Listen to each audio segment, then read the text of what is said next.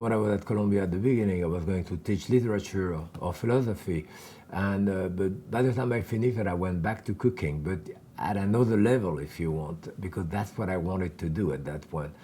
And I didn't have a complex about not having an education anymore. You know, it was different. So Columbia was very good for me in that sense. You know, I mean, psychologically, if you want, as well.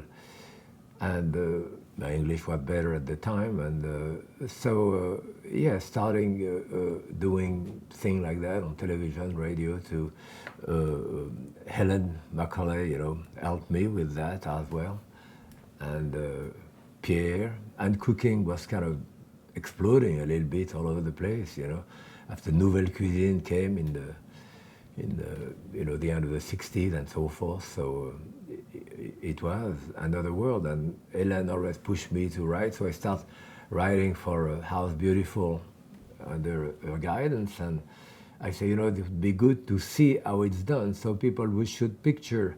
So it was the beginning of what I did, La Méthode and La Technique, after, but it was picture the side of a stamp, you know, put there. You couldn't really see anything. But I started doing this, and eventually I did the La Technique book of illustrated manual of cooking technique, you know, so. So talk a little bit about how the cookbooks came about, or those two instructional books. Like what led to them? Well, it came because of Helen, because of Craig Claiborne too, and I was at Craig when Craig was doing a book. The Anne Bramson was there, who was his editor, and I was there.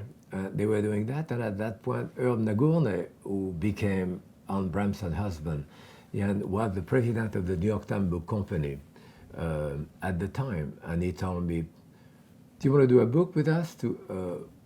I said, "Well, yeah." I started doing those things at House Beautiful for Hélène, those step-by-step things. So I said, "Yes, I think we need a book of step-by-step." He said, "Fine.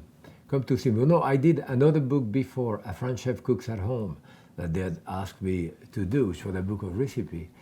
And I remember that I gave the manuscript for that, and I never heard from them for like a year, so I didn't know what was going on. And eventually, Herb Nagourney there at Knuff asked me if I wanted to do that book of technique. I said, yes. But I said, I have that other.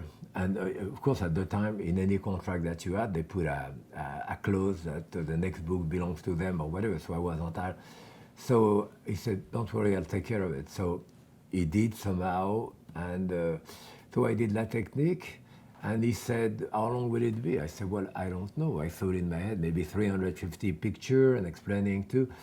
And it ended up being like 1,500 pictures, and then he said, well, you have to stop now. So I did another book, La Technique, La Méthode.